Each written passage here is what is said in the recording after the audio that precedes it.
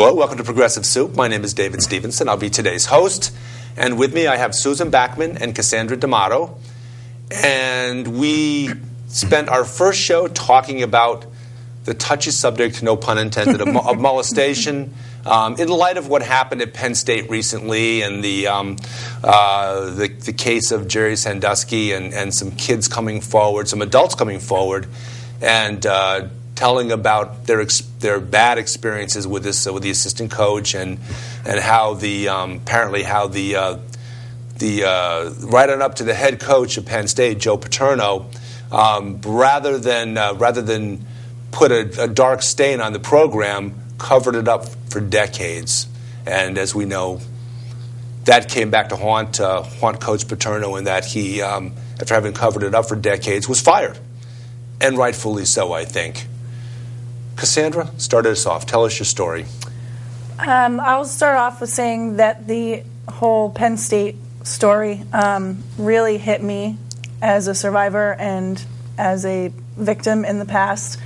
I think that sparks a shock or a trigger for any survivor or any person that is currently a victim and has not spoken yet. It did affect me very much. My story is a very long one, so I will keep it as short as I can. I was about 4 years old when my abuse started with my stepfather at the time. That went on to sexual abuse, molestation, physical abuse, emotional abuse, anything and everything that you can think of. And that continued for about 10 to 12 years. I was about 14, 15 years old when I finally spoke about it.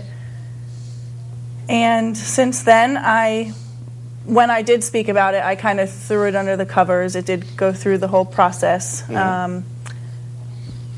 Being that I had waited so long to say something, there was very little that they could do. At the time, years ago, there wasn't so much that they could do to prove. It was one word against another at that point in time.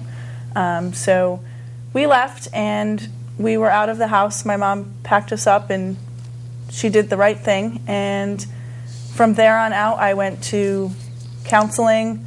I didn't like it. I didn't want to speak about it. I thought I was fine.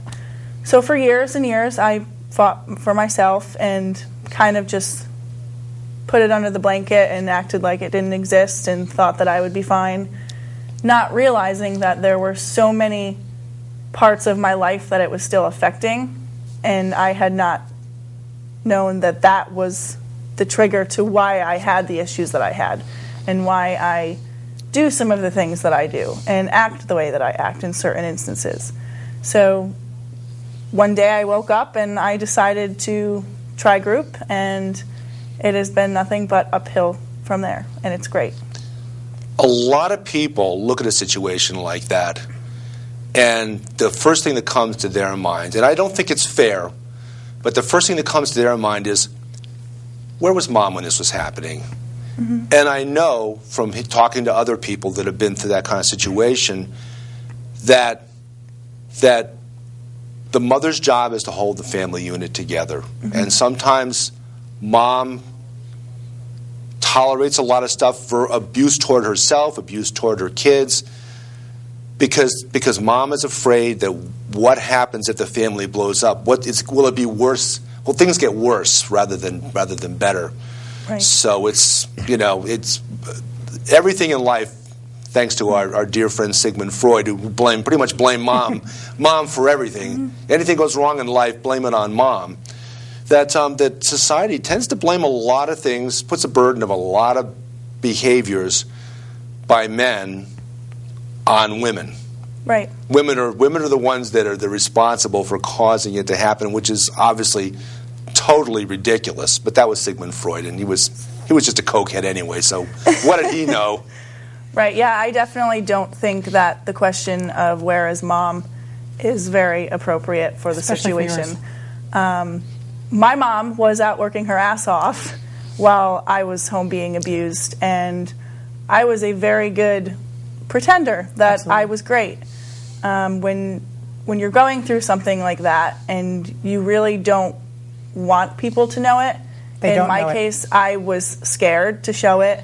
Yeah. I was scared of my abuser. I did not know what would happen if I did tell, so I kept it inside. And when Mom was out working to feed him dinner and feed me dinner, that's what was going on. And there would have never been any way for her to know. And the day I opened my mouth was the day we were gone. So she came through. So she was Superwoman. Absolutely. When the chips were down. Absolutely. When it came time for her to act, when she found out about it, bing, gone. Right. Absolutely. Excellent. Thank you. Thank you, Mom. I have met her mother. You can't blame her for anything. She's an amazing woman. She's great. She's absolutely an amazing woman. When did you become cognizant of his behavior being inappropriate? Good question. It is a very good question. I've never really thought of it that way. I know that the abuse started much earlier than I had, when it really hit my brain. Wow, this is wrong. Yeah. Just as a side note, in the first show I talked about my personal experience, and when I was 6 and I was abused, I had been taught that whatever any adult said, right, was basically the word of God or the coming down from on high, or you trusted in adults implicitly. Right. Anything any adult did certainly could never be questioned by any child. No. And so when what happened to me occurred, I had no idea until I went home, and by dint of me having money left over from the money this man had given me, and my parents questioned me, and then the Miami detectives came and questioned me, I had no idea that I had been involved in anything abnormal. Right. When it had started, I don't believe I had known it was wrong. Part of me, I think I was scared. I was little. He was very big. Yeah. And he had that control over me. He took that little power that I had and he sucked me dry of it, and I had nothing left.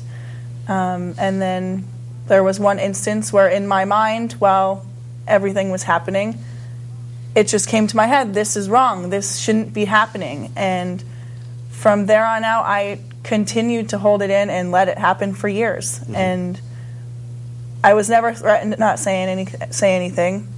I was never told not to say anything. As a victim, you are scared on your own. You don't necessarily have to be threatened. There's just the imposingness of this very large person, right, and you being a very small person. I think I recall, I'm not sure, but I think I recall Mr. Gillette, we'll call him Mr. Gillette because that was his name, telling me something about don't tell anybody. I don't know. And he could have. In my case, that never needed to be said because I had no power of my own within myself to speak. That had been taken right out of me. What triggered your actually speaking up?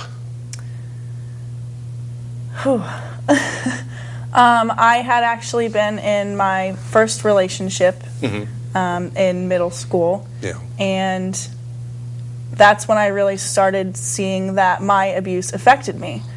And I had opened up to him about it. And he was very pushy to, you need to say something, you need to do something. And so, that's where most of it had come out. So your boyfriend was very supportive of you coming forward. Right. Kudos to him, too. Absolutely. Right. And prior to that, I did write a letter to my mother when we originally left. I wrote a letter to my mom with very little of what had actually happened. Very sugar-coated, very... nothing in depth of what really had happened to me, but enough to be wrong, and that's when we left. And then I had gotten in the relationship, and that's when more came out. And that's when everything really triggered me to get help and to work on myself to get through it. Do you want to talk about your experience? Sure. Mine is somewhat similar to Cassandra's. Mine was an incest situation with my grandfather when I was approximately 8 years old. I have to say approximately because I don't remember. There's large gaps that I've blocked out that I don't remember. I had gone up to my grandparents' house. They lived in Rhode Island. I had gone up to their house for a weekend. Why I was there by myself, I don't remember. I don't know why my sister wasn't there. She doesn't either. And my grandparents had separate bedrooms. My grandfather's room had twin beds in it. So whenever I would go over, I would sleep in the other twin bed in his room. And I had gotten up to go to the bathroom in the middle of the night, and when I came out, he was standing in the hallway. And I saw him and said, "Oh, excuse me," and I went to go to bed, and he grabbed me. And he held me in the hallway, and I tried to get away and wasn't allowed. And he proceeded to touch me in many different ways that we don't need to go into And of course, detail. he was much larger than you. Absolutely. And it's so clear, I think, to everyone, even people that have never undergone these horrible events, that this is not about sex. This is about control, and it's about power. It's about somebody that's in a position of authority, either by dint of their size or by dint of their position on the employment scale. Something was not going right in their life. They were going to take control any way that they could. And I think that's what a lot of abusers are doing. I was lucky in that while it was happening to me, I understood that I was doing nothing wrong, that it wasn't my fault, and that it was his problem, and that he thought that I was somebody else. He could not possibly know that I was his granddaughter and be doing this to me. He must think that I'm grandma. He has to understand that I'm somebody else, because there's no way that my grandfather would do this to me. So I sat there the entire time that this was going on. That's a reasonable rationalization, Absolutely. I think. I think you had to, as a child, you have to approach it from some perspective that keeps her from being any bad guys in the situation. Well, there's a saying. There's something called Occam's razor. That basically it boils down to everything else being even. The most simplistic answer is probably the most accurate. Yeah. So all else being even, this man had to believe that I was somebody else. He couldn't possibly be doing this to his granddaughter. Yeah. No human being could not possibly understand do absolutely the things he was doing. So I was sitting there the entire time that he was touching me and doing certain things to me, and I was thinking to myself, he doesn't know what he's doing. He doesn't understand. I'm doing nothing wrong. It's him. He thinks that I'm somebody else. This is on him. This is all him. My grandmother walked into the room, and I thought to myself, Safe. Thank God this is over. He's going to come wake up and realize that I'm not her. Yeah. And I was like, great, this is over. And I remember her saying, what's going on here?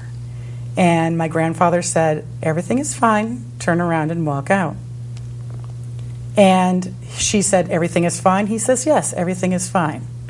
And she looked at me and she said, is everything fine? And of course you answered yes, because you're frightened out of your wits. Everything is fine, Grandma, don't worry about it. Okay. She turned on her heels and she walked out. And as she walked out, he continued the abuse. And I thought to myself, you idiot. How could you possibly believe an 8-year-old kid when she says everything is fine when her grandfather has her in a grasp? There's no way that you could possibly understand that everything was fine. It might have been a continuation of maybe perhaps what happened to, she's your grandmother. Mother's mother. So it might have happened. It might have happened. Before, it might have been something. Maybe she was scared of him. I don't know. Yeah, there's the power that he held over her too. Absolutely, and he was showing his power. He was absolutely showing his power by telling her basically everything's fine. Get out of here. Get out of here. Yeah. Get out of here. So when I was finally able to get out of his clutches, I went back to bed. Remember where I said my bed was? In his room. In his room. So he went back to his bed, and I went back to my bed. And I curled up in a ball in my bed, crying my eyes out for the rest of the night, and freaking out, going, what am I going to do if he comes near me? What am I going to do if this isn't over? What am I going to do if he touches me again? How am I going to protect myself now? My grandmother has already turned her back on me. My grandfather has already turned his back on me. It's the middle of the night. My mother is 2 hours away. Who am I going to call? This was before 911. I wouldn't have thought to call 911. This is a family matter. This is something that, what am I going to do? Yeah. So I spent the rest of the night with what-if scenarios going on in my head. What if he comes near me? What if he touches me? What if this happens again? What am I going to say tomorrow? What am I going to do? How am I going to get out of this? I spent the entire night running scenarios of being raped in my head. And I just started to understand that this week, that while my grandfather, as far as I know, and I have to say as far as I know because a lot of things have not come out yet, as far as I know, he touched me inappropriately, he did things to me, he threatened me non-verbally, but as far as I know, I was not physically raped. But it doesn't matter to an 8-year-old mind. And as far as that 8-year-old girl is concerned, I was. And I was raped repeatedly that night. And here you are stepping outside of yourself and looking back at the person you were at the time, because obviously I can sense a little disassociation. A little?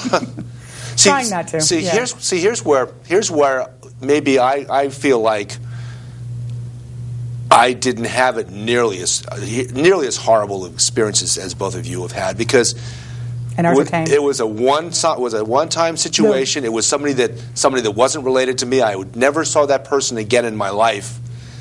Right. And I think that there's a lot we got to have Thanksgiving with ours. yeah. That's got to be a million times more horrible than what I went through. It only takes one time. Yeah. One time. Yeah. And it doesn't matter how well you think you're handling it. It happens. Well, I'm definitely going to go to sit on a support group. I hope you do. I hope you really do. And just to listen in. And I hope some of the people that are watching the show will actually think about it also.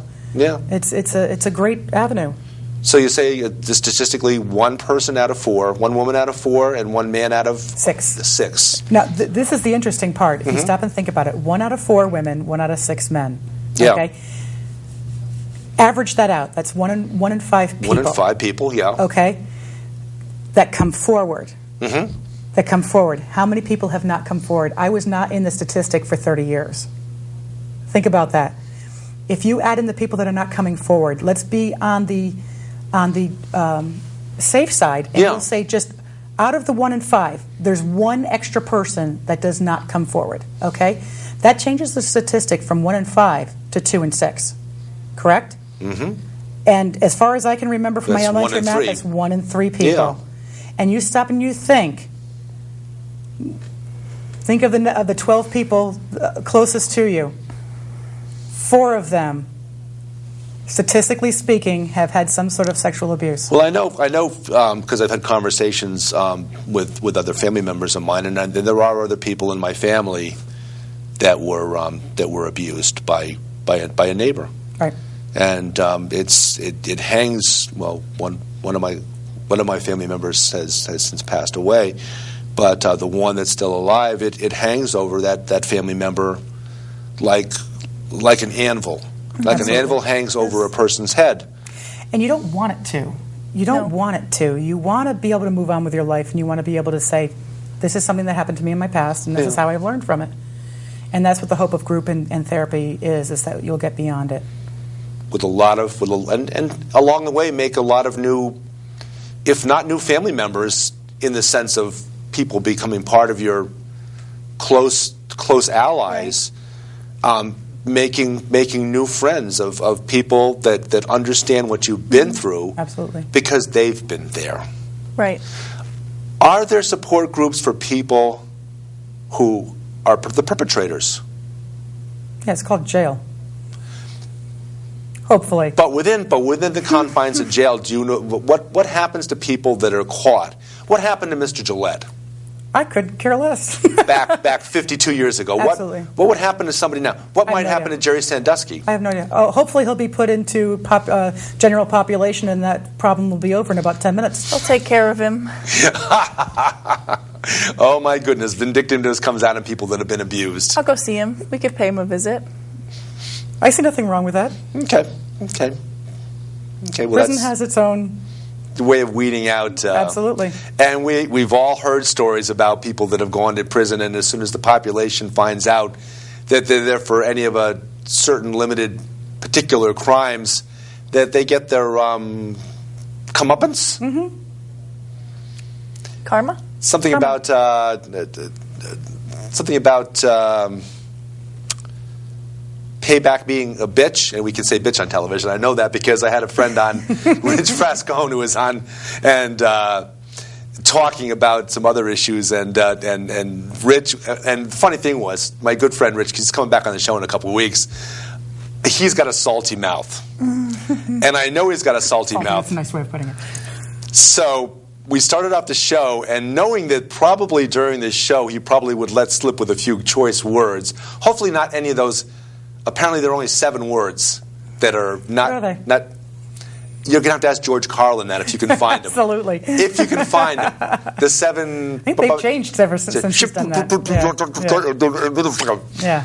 Those 7 words. So coming on the show, I protected myself and the audience and prepared them for what might happen by taking 2 of the soup bowls and putting it over my ear and going, and then saying, "Are you done? Are you done with your bad language, Rich?" And he said, "Oh yeah, sure." And within a few minutes, he was already using some of those other words, like bitch, which I guess apparently is usable on television. Okay. Because it has an alternate meaning or whatever.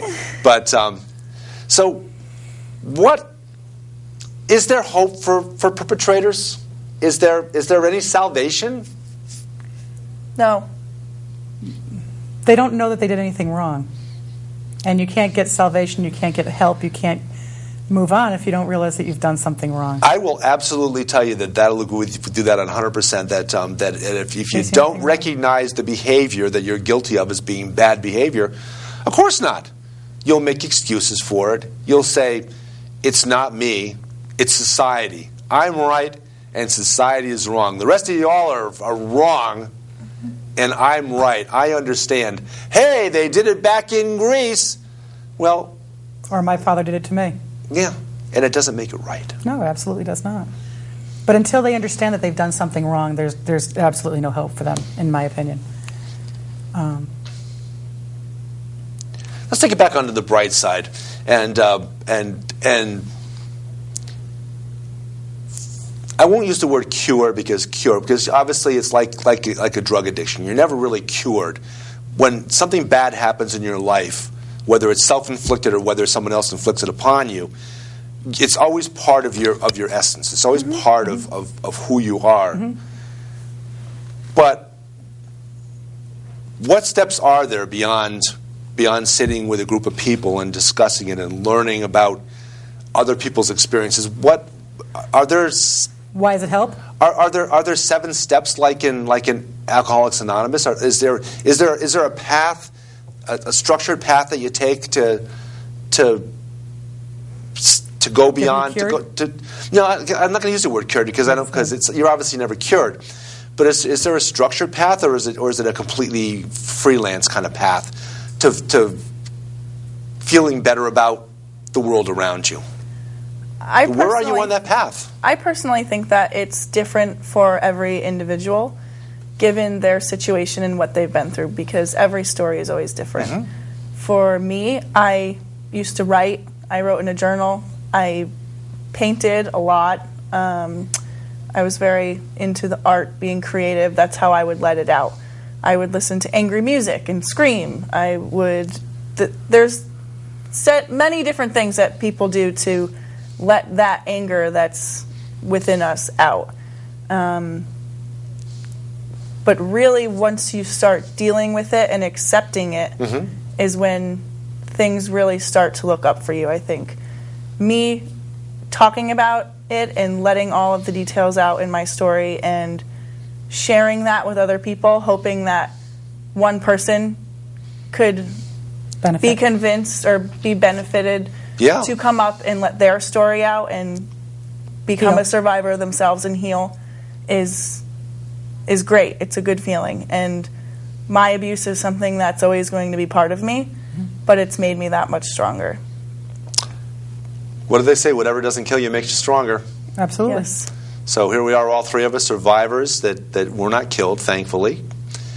And stronger, I think, all 3 of us. And I think maybe even a little stronger for having sat here together around the table and having a discussion about that. And I'm hoping that anybody watching We'll gain a little, gain a grain of knowledge. Call the numbers. Get involved. Sit in. You don't have to talk. You just go and sit and listen to other people's stories. And if you feel like speaking up, speak up and tell a little something about yourself and be a little stronger. And this is Progressive Soup. I'm David Stevenson, Susan Backman, Cassandra D'Amato, and that's all for this evening. Good night. Good time to break it off? Works for me. Okay, good. Okay, we got to we got to 26 minutes almost. 7. And we get to 25 minutes. They'll just throw a public service announcement, public service. Yeah, get the numbers up there. A PSA, yeah. And we'll put the number. We'll put those. We'll continue to put those during the. I think especially the helpline itself, because that's more. You've got the 2 hotlines for the sexual and the domestics, which is you're in crisis mode. And you call the hotline at that moment, whereas the helpline is manned 9 to 5, Monday through Friday. That's where you call to say, you know what, I kind of need to come in and talk to somebody. It's a non-emergency helpline as opposed to the hotline, which is an emergency. It's a crisis time rather than a crisis moment. Right. Like when I called, I didn't call. I actually just went down to the office and I said, I need some help. It's just for when you finally come to that realization that, okay, I need help. And I heard about the group and I want to come into it. Before that crisis. Whereas the hotlines are more of an emergency 24-hour pick up the phone. Something just happened to you on the street and you're freaking out. And I just had a trigger and I'm freaking out. I need somebody to talk me off the ledge. Yeah, interesting. Have you ever called that? No, I haven't. I don't either. Interesting. So you're going to show up at one of the meetings? I will. The only problem is that they're Monday nights for the men. But you know what? We rarely tape on Monday nights. Oh, okay. Every Monday night? Every Monday night from 7 to 8:30. Okay, That's ours, right? 7 to 8:30? I didn't know there was an end time. Yeah, it's supposed to be 8:30. It starts at 7. So, Yeah, it starts at 7. Let's see. I'm taping next Monday, but the 19th is a Monday. And 7 to 8:30? 7 to 8:30. Okay, where am I going? West Street? West Street. 8 West Street. 8 West Street. Do you know where the library is? Right behind it. Right, strip mall next there. to it, yeah. Yeah, right. Okay. That strip mall right there. Park in the front, and there's a sign that says 8 West Street. And a doorway that says 8 West, and you go in there.